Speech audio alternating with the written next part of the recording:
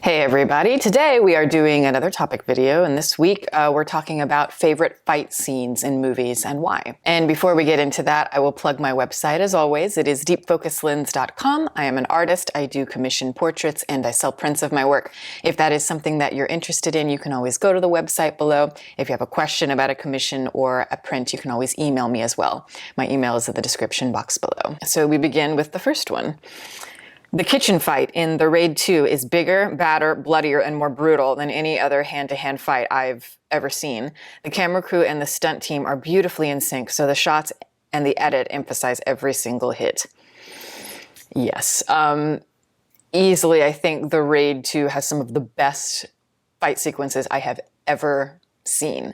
Absolutely unbelievable. I love this fight that you're talking about. My favorite one is actually the one that's in that red hallway with the girl in with the bat and the hammer.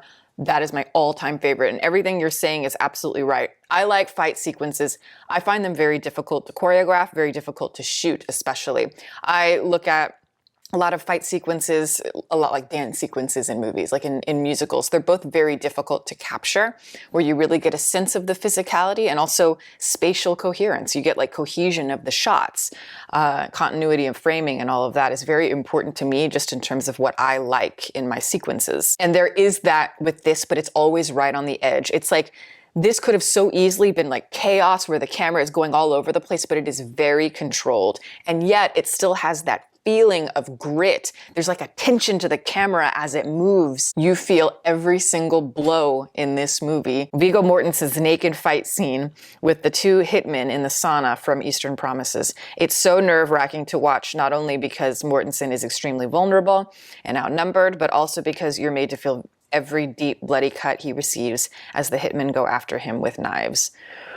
Oh yeah, and that's another one where you really do feel it. So many sequences in movies just feel so fake. Again, where you don't feel the blow, you don't feel the grit of anything. My favorite is when there's a scene where somebody gets beat up hardcore and the way they decide to show that is just like with a single bloody lip or like a single, like blood down the nose or something like that. This you feel. Absolutely. There's a real texture, especially to the sound quality, it feels like, which I think is very important because, again, as you say, it's a very vulnerable scene. It's a scene where, everything is exposed and, I don't even have balls, and it's traumatic for me to watch. It's not nearly as intense as, say, the sequences in The Raid 2, I would say, but I think there's something really powerful about how they kind of amp up the sound effects specifically so that you feel every little piece of pain there. One of my favorite scenes is the recital scene from Barry Lyndon. Something about the veneer of civilization getting instantly ripped away is funny and shocking, just savage. Interesting. So I can totally get the impulse to, laugh during a sequence like that. And I'm sure you're not the only one. For me, though, I find it devastating. Like, when I'm watching it, I'm just kind of like, shocked, but also feeling myself, feel a sort of depression just because you're watching this person spiral further and further. And this is kind of, like a big step into that direction, completely losing it and completely losing that sense of reputation that is very integral to the characters in this film, especially Barry Lyndon. And the sequence is shot very differently from a lot of the other ones. It's like even in the duels, the big sequences, everything is very static. With Barry Lyndon, I think at most you're getting a lot of zoom ins and zoom outs and stuff like that. But typically a lot of the shots are meant to be very static, like paintings. It frames the actors on the screen in a certain way. It also makes them feel very much trapped in a sort of social expectation, a sort of social environment. But here everything is right in the action, which, Kubrick does on occasion, where it's like, he's handheld camera. It's right in there. It definitely mirrors the sequence at the beginning, where Barry does have that fight in the beginning of the film with the other soldier, just in terms of the way that it is shot. But of course, this one has a very different context to it. And I think the mirroring of those is very interesting. I like that they're both shot in a similar way. It's going to seem way too recent, but I absolutely love the scene between Max and Furiosa in Fury Road. They're placed in such unique situations and use their surroundings so well to their advantage and to the other person's disadvantage. Like Max having Nux and a car door attached to him through a chain, he uses it to save himself from a large wrench, but at the same time is used repeatedly to hinder this fight by the wives. And it's all capped off by a great and small detail of Max cocking the gun with the back of his boot and firing 3 rounds. It does what a fight is supposed to do. Not be there for spectacle, but to move the story and the characters. Wow, excellent. So I haven't seen that sequence in a long time, but I know exactly what you're talking about. I love Mad Max Fury Road, and so yeah, I love that you're going into detail here about, the choreography of the fight and how it does inform the characters. Totally agree with you. And as you say, more moving the characters in a direction, giving us a sense of what they do, how they survive, and, kind of the dynamics between them, especially with Furiosa, just because it isn't a typical relationship that you would see in a movie, especially a typical female-male relationship that you see in a movie. I love Furiosa in the film. I love that they really aren't calling attention, to that she's a woman. I love that she's androgynous. I love that she has her head shaved. And I love that, she's not walking around fighting in stilettos or something silly like that. There's a sense of mutual respect that is slowly earned in the film between Max and Furiosa, I feel. And it really, I think a lot of it does start with this scene. It's like it really grabs your attention. The whole point is that they're literally supposed to be at each other's throats, and then slowly they have to work together. But and again, in a way that really is subversive compared to what we are used to seeing in action films. So yeah, totally agree. Love that sequence. And also just, I have to say, I think with girls, as a girl, I get very annoyed. There's a lot of movies where girls are supposed to kick ass, and it always feels very fake. It's like most of the actresses that they cast do not look like they could harm a fly.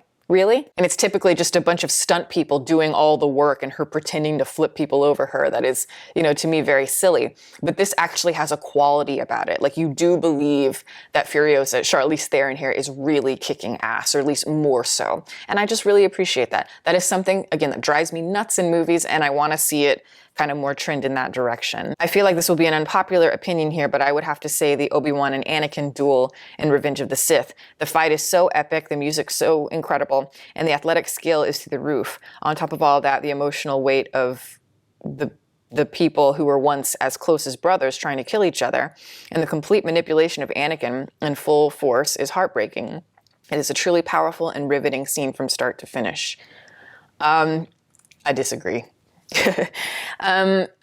I, like a lot of people, of course, we all want to see the big duel between Anakin and Obi-Wan. And I'm not saying, I think there are parts of that scene that are actually pretty effective, but overall it's just way too over the top. I think it would have been more interesting had it been more an intimate fight. You talk about the emotions here, and like these two people who were once brothers, or, I say master and apprentice, and, they're slowly losing that, but I don't get that sense here. I get more of the sense that they're going more for the spectacle. We're designing this fight sequence so we have, beautiful locations. We can design a lot of cool things around it. Feels very much like going through an amusement park, I feel like. And I don't know if I like all of the smoke and mirrors around it. I think it would have been much more emotionally vulnerable and interesting had it been more an intimate duel, as you say, in terms of the emotion. It is very campy, and yes, Star Wars is campy.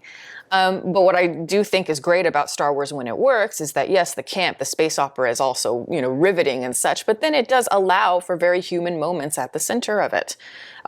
Simplicity, I think, is key, and I just would have liked to see that here more. It's just that in the prequels, there's less confidence to go for stripping things away and being more intimate, I think. You talk about the music being incredible. That's another thing I have to disagree with. It's not bad. It's very good. It's John Williams, so he's not a bad composer, certainly. But I do think when the prequels came out as a kid, they would always have one piece, that kind of like Duel of Fates for Phantom Menace, or like Across the Stars for Attack of the Clones. And to me, those were singles to me by a great artist. Like, I wasn't interested in the bands at the time, but I was interested. I couldn't wait to hear the track that was going to be from the new Star Wars film. And I love Duel of Fates. I love Across the Stars. I find the third theme, and especially how it is used in the duel, to be kind of lackluster compared to those first two. It feels kind of like a rehash of sorts of the Duel of Fates theme, and just not as well composed. That's just my opinion, but yeah, overall, it is interesting to look at times. I just think it's silly. They're swinging from ropes. They're, floating on lava. I don't know. It just doesn't work for me. Bruce Lee versus Chuck Norris.